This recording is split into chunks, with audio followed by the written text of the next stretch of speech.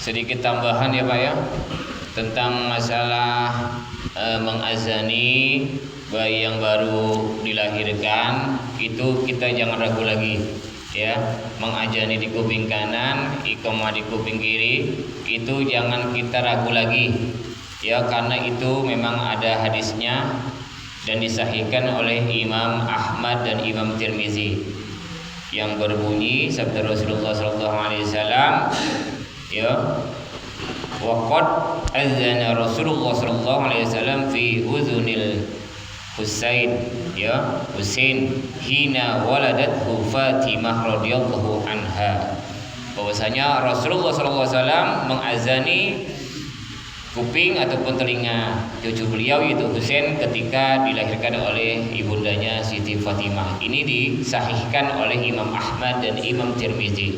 Jadi andai kata ada orang sebelah bilang tidak ada dalilnya, ada dalilnya, jelas sahih. Itu ya sahih ya, riwayat Imam Ahmad dan Imam Tirmizi. Jadi kita jangan ragu lagi kalau ada orang sebelah bilang tidak ada hadisnya itu, tidak ada dalil sahihnya itu tentang azan untuk kuping kanan dan iqamah kiri ya, kuping kiri untuk anak kita yang baru dilahirkan, itu tidak ada.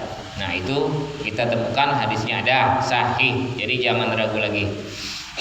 Yang kedua saya ingin tambahkan, alhamdulillah ya, berkat pengajian-pengajian kita fikih kita ini, terutama bab akikah, alhamdulillah sudah kita sebarluaskan kepada jamaah kita, baik yang punya jamaahnya masing-masing tentunya kan.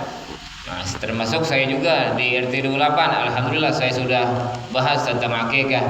Jadi ketika kita tidak bisa berkumpul di suatu pengajian kayak seperti ini, maka ketika ada acara akikahan, maka kita selipkan 5 menit atau 10 menit kan biasanya kan kita bahas sebelum kita mulai itu bahwa akikah, kasih wawasan. Nah itu sudah kita sebarkan, karena kan nggak semuanya ikut seperti ini kan.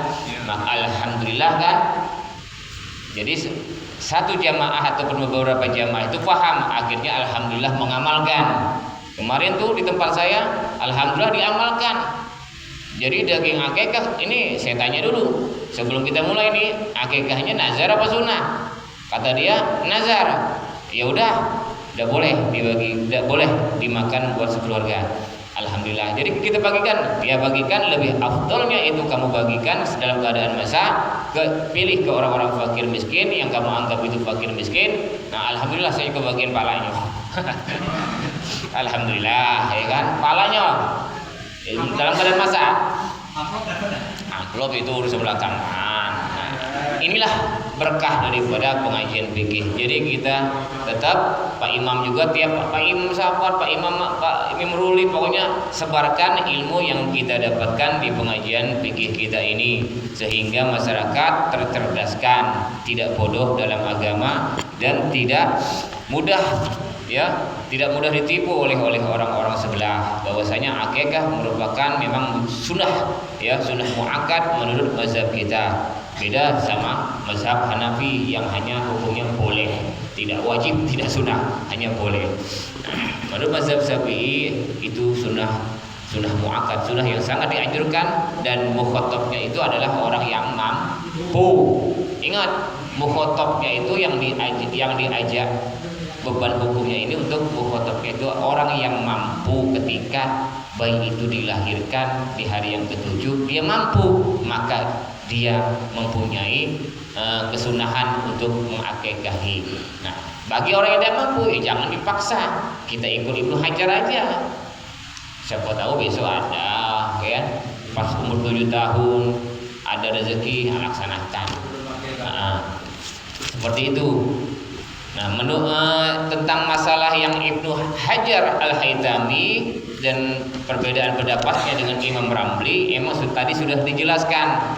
Tetapi saya tegaskan di sini bahwasanya perbedaan pendapat antara Imam Ramli dan Imam Ibnu Hajar Al-Haytami itu di masalah penggabungan niat antara niat berkurban dan niat akikah.